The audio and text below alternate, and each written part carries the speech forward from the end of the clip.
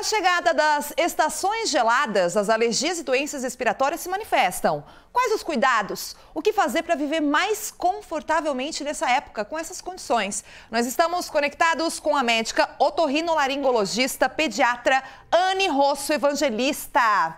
Olá, muito boa tarde, seja bem-vinda, Anne. Boa tarde. Doutora, quais são as doenças respiratórias mais frequentes nesta época de frio? Bom, nessa época de frio, o que mais vem se tornando frequente são os resfriados, são as gripes, os problemas alérgicos, como a rinite alérgica, e os pacientes que têm asma acabam tendo crises mais frequentes pela mudança da temperatura, por os alérgenos estarem mais presentes, os ácaros, as poeiras.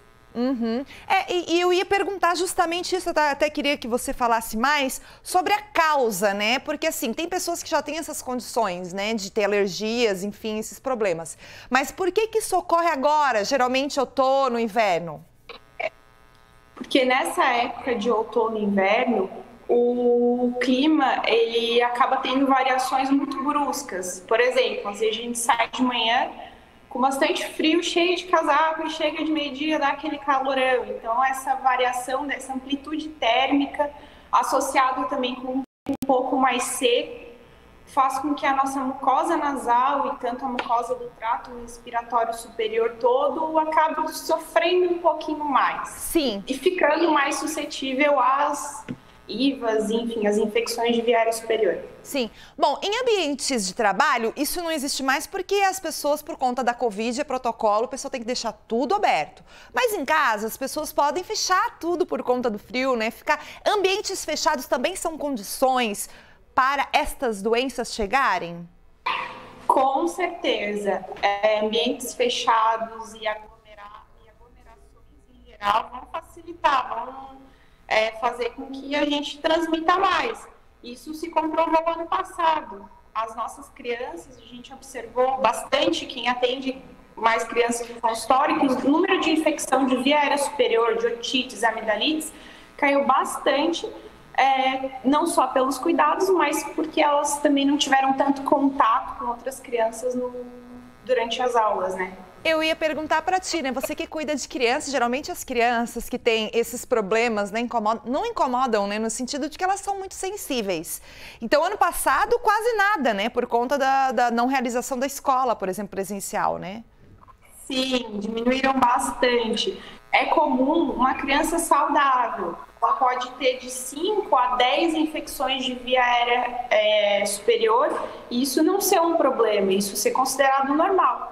Principalmente as crianças que estão tendo o primeiro contato com a escolinha, né, que vão estar convivendo com mais pessoas, mais crianças, e vão estar aí adquirindo as suas primeiras infecções, fazendo a sua imunidade. Sim. Dizer assim. A doutora, quando é que essas condições são consideradas comorbidades? Assim, no sentido de que, por exemplo, agora a gente está num período em que as pessoas com problemas, né, respiratórios, enfim, recebem a vacina. Quando essa doença é crônica, como é que a pessoa vê isso? Geralmente quem já tem uma doença crônica respiratória já mais ou menos se conhece, quem tem uma asma grave, né? Porque os pacientes que estão recebendo a vacina são pacientes com problemas respiratórios mais graves, né? Então, por exemplo, uma asma grave, uma fibrose cística, uma pneumoconiose, que é comum aqui, pelo menos na região de Criciúma, por causa da extração do carvão mineral.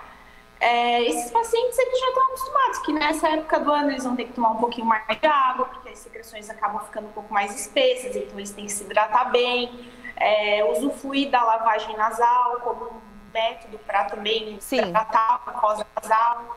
Ô, doutora, só para finalizar, então, essas pessoas são mais vulneráveis quando em contato com o coronavírus?